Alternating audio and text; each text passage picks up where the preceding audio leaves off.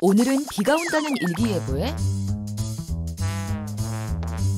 귀찮지만 우산을 챙겨 집을 나섭니다. 그런데 왜 내가 우산을 챙겨오면 비가 오지 않는 걸까요? 마트에 도착해 엘리베이터를 기다립니다. 그런데 왜 내가 엘리베이터를 기다리면 여러 대의 엘리베이터가 같은 층에 멈춰 있을까요? 쇼핑을 다 끝내고 계산을 하기 위해 줄을 섭니다. 그런데 왜 내가 계산하려고 하면 내가 선 줄은 빨리 줄어들지 않을까요? 여행을 위해 마트에서 산 지도를 확인합니다. 그런데 왜 내가 찾으려는 곳은 지도의 가장자리일까요? 하는 일마다 꼬일 때 우리는 머피의 법칙을 떠올립니다.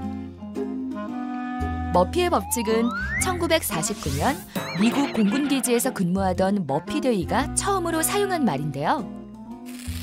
실험을 할 때 엔지니어로 있었던 머피 데이가 여러 가지 방법 중에서 하나가 문제를 일으킬 수 있는데 자꾸 누군가가 꼭 그 방법을 쓴다고 투덜댄 것에서 비롯됐다고 합니다. 그런데 머피의 법칙은 정말 있는 걸까요? 왜 내가 우산을 챙겨오면 비가 오지 않는 걸까요? 만약 누군가가 1년 내내 무조건 오늘은 비가 안 올 것이다 하고 예측했다고 합시다. 이 엉터리 일기예보의 정확도는 몇 %일까요? 우리나라는 1년 중에 비가 오는 날이 많아야 100일입니다. 그러니까 비가 안 올 확률은 365분의 265, 72.6. 결국 이 엉터리 일기예보의 정확도는 72.6%나 됩니다.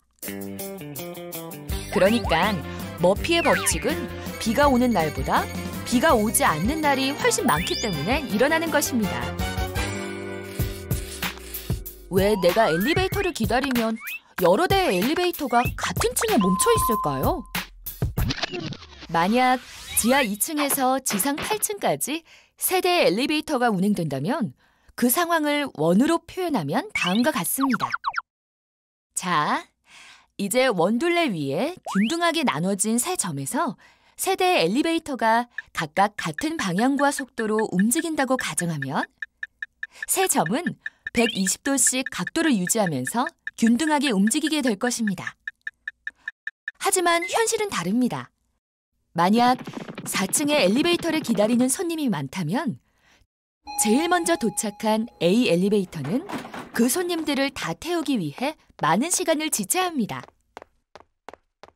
그리고 늦어진 시간만큼 5층에서 기다리는 사람의 수는 많아지고 A 엘리베이터는 더욱 시간을 지체하게 됩니다. 결국 늦어지는 A와 정상 운행하는 B와의 간격이 점차 좁혀지면서 마침내 두 엘리베이터는 같은 층을 운행하게 됩니다. 그리고 결국엔 C 엘리베이터도 같은 일이 일어나고 마는 겁니다. 왜 내가 계산하려고 하면 내가 선 줄은 빨리 줄어들지 않을까요? 만약 3개의 계산대가 있고 그중 하나의 계산대에 줄을 섰다고 가정해봅시다. 내가 선 줄이 가장 빨리 줄어들 확률은 3분의 1입니다. 반면 나머지 줄이 빨리 줄어들 확률은 3분의 2입니다. 내가 선 줄이 빨리 줄어들 확률보다 2배나 큰 것입니다. 그리고 계산대가 많아질수록 내가 선 줄이 빨리 줄어들 확률은 더 적어지게 됩니다. 만약 계산대가 10개라면 내가 선 줄이 가장 빨리 줄어들 확률은 10분의 1.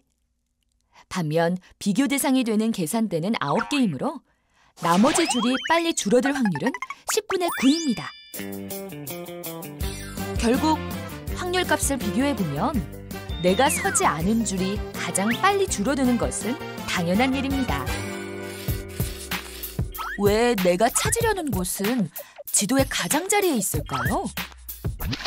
지도가 가로 20, 세로 10cm로 그 크기가 200제곱센티미터일 때 만약 찾으려는 곳이 가장자리의 1cm 이내라고 합시다.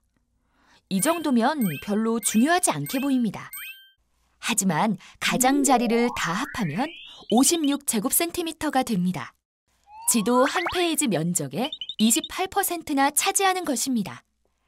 만약 찾으려는 곳이 가장자리의 2cm 이내에 있다면 그 비율은 52%로 높아집니다. 확률이 50% 이상이 되는 겁니다.